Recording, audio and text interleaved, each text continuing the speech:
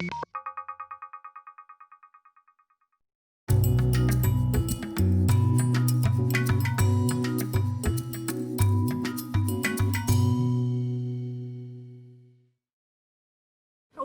everybody, and hello, my name is Dr. Nicole Assisi, and I am here with my colleague Shelli Kurth for our next episode of how to stay sane in these times of unprecedented parenting. Nicole and I are working moms with over 30 years of experience in education. We've been teachers, we've been leaders, we've been coaches, and now we are, like many of you, homeschooling our own kids. So our goals for these weekly sessions are to provide you with tools and resources to keep your kiddo thriving and to keep you sane. This coronavirus quarantine has caused a lot of crazy feelings inside. There's uncertainty, there's anxiety, there's anger, there's sadness, and I'll tell you, it's hit teens and tweens particularly hard. And I'm living this because I have a teenager myself. She's a senior in high school. And a few weeks ago, we were talking about college admission and prom and graduation. And it just all ended suddenly. She can't see her friends. And these are real things. That social interaction is so important to our teens. So I see the sadness in our teens so much. And hopefully we'll touch on this in some ways to help guide you through some of that anxiety and loss. And that is exactly why in today's session, we're focusing on teens and tweens. And as a high school teacher and longtime high school principal, I can tell you with certainty that teenagers are, let's say, unique. And I don't just mean that tongue in cheek, because it is really a unique time for the brain. Because what happens during the teenage years is that the brain actually goes through a process called pruning or myelinization. And so during this time, there's really this remodeling of the brain that we need to be mindful of. And so in today's session, we've got some tips and tools to help you specifically support your teen and tween. And here to kick us off is Shelli. It's going to sound cliche, but I think it all starts with communication. We've talked about it before, but I feel like we need to talk about it again, especially because a lot of the communication with our teen and tween happens to sound like yawns or grunts. They're not always communicating. Hopefully they are sometimes, but they're not always in the mood to communicate. And, I've had to hold in my heart, and I'm asking, parents everywhere have to hold in their heart that they're going through something and they're not always going to talk, but that doesn't mean that we shut down. We assume that they need to hear what we want to say. They don't always like that. But you have to talk honestly about COVID and what's happening, letting them know, why are we social distancing? Giving them the science, letting them have a little bit of that news. It doesn't need to be all the news that we hear, but helping them to understand why we have to do this, why they're losing this time with their friends, why they're losing these opportunities for the end of the year athletics and school dances.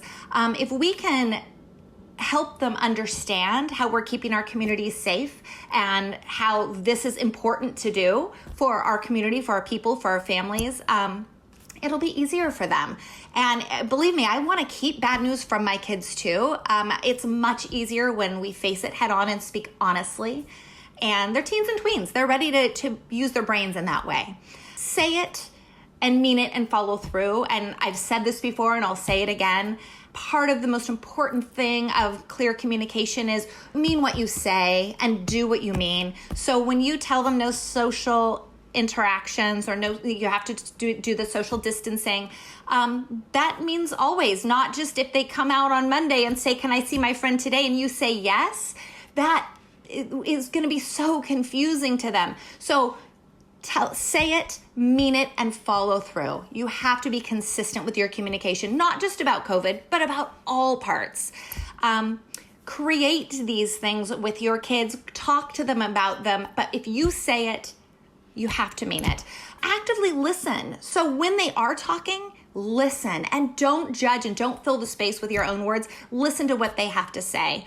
Acknowledge their frustration because they're frustrated and so are we. So acknowledging that and letting them say it and hearing it for real will be helpful. But don't forget to talk about the good things too. I know these days it's easy to focus on the negative space, but try to focus on some of the joyful upcoming things that are going to happen. There's been a lot of conversation about college and what it's like to be a freshman in college in my house, because I want to focus on the great things that are yet to come and the belief that there are so many great things yet to come. And one of the ways to do that and look ahead is to talk about schedules and the use of time. Now, I know that we talked before in episode 2 about schedules, but we want to give it a little bit of a different twist and talk to you specifically about the brain science and how to link that to scheduling. One of our favorite doctors of psychology is Dan Siegel, who has some amazing books out there. Among those is a book that talks about the teenage brain. And in that book, he talks about something called a mind plate. And essentially, he talks about, like, in order to have optimum health, there are certain things that you need to have on your plate in order to be healthy. So we want to take some time to talk about what's on that mental plate. But part of the reason why we want to do that is because we want you to have it as a tool to engage in some actual conversations about scheduling with your teenager. Because a lot of times it's easier to have a conversation when you have some research or some purpose behind it. And so we hope that these 7 components that Dr. Siegel talks about will give you all some starting points for conversation about how your teenager might use his or her time, and really give you an opportunity to lean into that conversation with some purpose and specificity. So here are the 7 components that lead to optimal mental health, according to research and according to Dr. Dan Siegel. The first one he talks about is focus time. So focus time is sort of like the school time. It's the time where you're not multitasking. You're working on one project that requires a mental or sort of cognitive lift, something that you get to noodle on that kind of grows your brain and makes you think hard about it. That is one of the things on your plate. The other thing is what he calls playtime. That is the time where you're having fun, you're laughing, it's joyful, it's fun. Talk to your teen what that joyful playtime might look like, because just because they are teenagers doesn't mean they are no longer in need of play and joy. The next thing he talks about is connected time. And connected time, not just with friends, but also connection to you and connected time as a family. Talk with your teenager about what connections they want to have. When does that time take place? And where do you fit it in the schedule? Teenagers also need physical time. Now, in episodes 4 and 5, we talked about some ways to move your body to stay engaged, stay fit and healthy. So refer back to that and think about ways to have that physical movement for your teenager. Because again, that creates those endorphins and those positive hormones that the brain needs. Dan Siegel also talks about time in and downtime. Time in is that time of introspection. It is time for your teenager to look inside and maybe journal or just sit quietly and reflect on what is true for them right now. What is the loss they're experiencing? What's the joy they're experiencing? So many teenagers don't, and teens and tweens, don't take the time to sort of figure out what is true for them and understand their own emotions. Again, I know we talked about emotional intelligence before in just our previous episode, but again, give your child some language and some tools to figure out what is true for them on the inside, and then make sure they have this 6th component of downtime, time where they are doing absolutely nothing. Shelli often talks about it's good for kids to be bored. Well, that is true not just from a parenting perspective, but from a neurological research perspective. Having that downtime where the brain has no task, whether you're not on your phone or doing something else, but you're just sort of letting your brain take a pause, is really important. And last but not least, your teenager will remind you of this should you forget this one, but it is the importance of sleep. And teenagers need between 8 to 10 hours of sleep. So figure that out into your schedule. And we have included the components of the mind plate and a resource to Dr. Dan Siegel in the comment section, as we usually leave some goodies there for you. So check it out, use it to create your schedule and create some clarity. In addition to scheduling, Shelli, I know families are worried about technology. What advice do you have for them? Oh, well, I have to stop and say, when you were talking about the need for sleep, I have really seen that in my teenager. She wants to sleep all the time. And I got the funniest email. Well, I don't know if it was funny, but from a parent asking for some help. And they said, all my teenager wants to do is sleep and be on their phone. That's it. They're squeezing in school and complaining about it. And I had to chuckle because I feel that same way. It feels like my teen is attached to their phone or they're sleeping. I want to say first and foremost, I feel like I'm attached to my phone and my computer right now too. Every single thing that I'm doing, whether it's connecting with friends or working, is on my computer. It could be FaceTime or it's a Zoom call or it's computer work. And it's the same for my daughter. This is the way she has to connect to. So even if you're a family that has really strong boundaries about technology use and screen time, which I celebrate wholeheartedly, this may be a time that you have to increase that a little bit, or maybe even a lot. We're talking about that social connection being important for teens. It is. And so allowing them to have that digital connection, it might mean more screen time. Not only that, now school's on screens too. So as much as that might annoy us sometimes, it is the way of the world. But hey, you still have to have boundaries and you still have to have agreements. And, back to that communication that we were talking about, co-creating those with your teen so that they understand what acceptable is important. So lean into that, co-create those boundaries. We don't have any technology at dinner, no screens, no TV. That seems to be something that we can manage. But hey, there's a lot of technology other times. So what does your family need? What works for you? And encourage the digital connection with friends. Encourage your kid to help maybe you, maybe your family, maybe their grandparents. They're the digital savvy folk. I know, in our lives, the teenagers that I know far more about this digital world than I do. So allow them to lean into that and help their grandparents with Zoom. Help, of course, over the phone, socially distanced. But let them be the experts in that because really, most of the time they are. So rather than the technology in the digital world being the enemy, we can actually make that our friend in these times of COVID. But that shouldn't be the only thing that we're doing. Think back to the healthy mind plate that we were talking about earlier. You have to have those other things. So helping with meals, have your teen recipe plan and figure out dinners and help you with those meals. Helping with the laundry, the yard work, house projects like gardening, maybe painting a house, cleaning a closet, cleaning things out and getting them ready for donation. Don't donate because they can't accept donations right now because we're all on lockdown, but get a pile ready to donate. And I will never not say read as much as you can. Read together as a family, but if you can, get books in your house, or there's lots of rentals of books right now digitally.